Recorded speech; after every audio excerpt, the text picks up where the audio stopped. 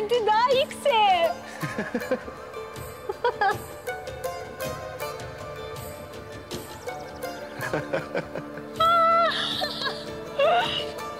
Bak.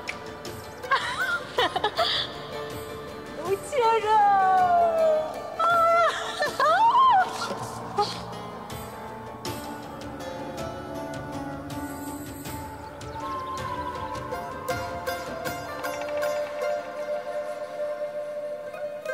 İyi misin? İyi. Güller ağlatana kadar seni seyredebilirim ne demek? Masum ve güzeller güzeli bir kadın düşün. Yerinden yurdundan olmuş. Gittiği yerde karşılaştığı gerçekler üzmüş onu. O kadını nasıl mutlu edersin? Nasıl?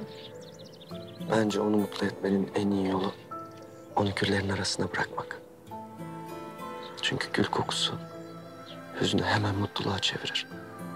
Keder kuş olur, uçar gider. Güller hiçbir zaman ağlatmayacak onu öyleyse. Hı hı. Güller ağlatana kadar. Yani sonsuza kadar.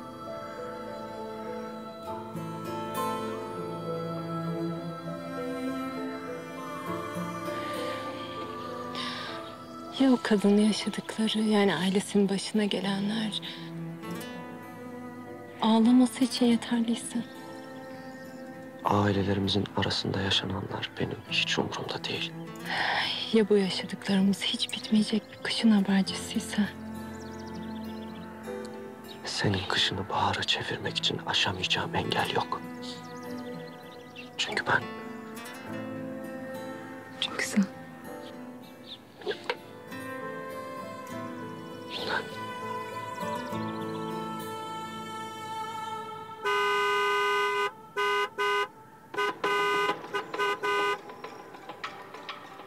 Baba.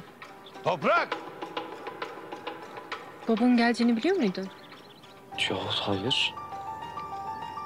Neden gelmiş olabilir? Bilmem. Şimdi anlarız. Burada beklesem.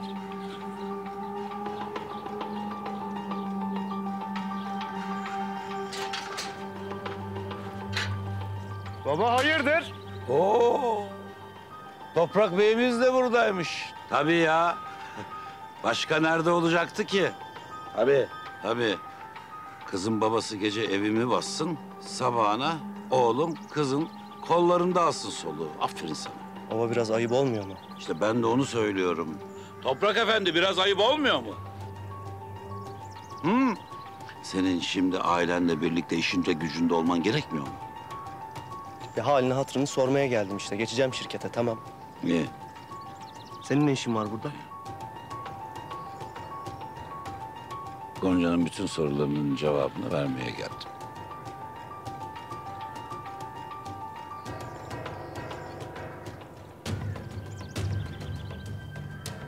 Annem bu. Yanındaki kim? Arkadaşına göster. O çok iyi tanır. Ya doğru dürüst açıklasana şunu. Ne bu?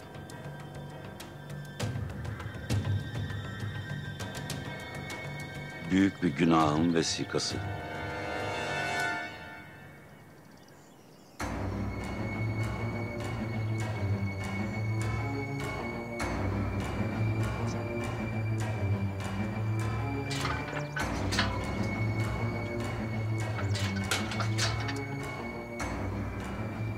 Ne demek istedi baba? Ha?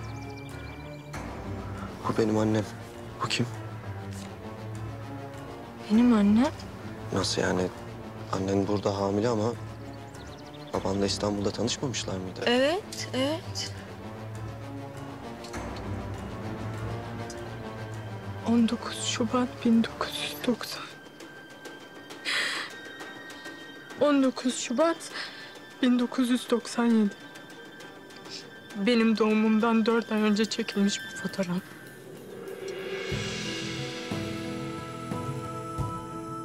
İnanamıyorum. İnanamıyorum. İnanamıyorum, inanamıyorum. Koca bir yalanın içinde yaşamışım ben. bunca sene hayatım boyunca kocaman bir yalanın içinde yaşamışım. Yemin ederim hissetmiştim Toprak. Yemin ederim hissetmiştim. Tamam, sakin ol. Peşin hükümlü olma. Bir önce anlayalım işin aslını, olur mu?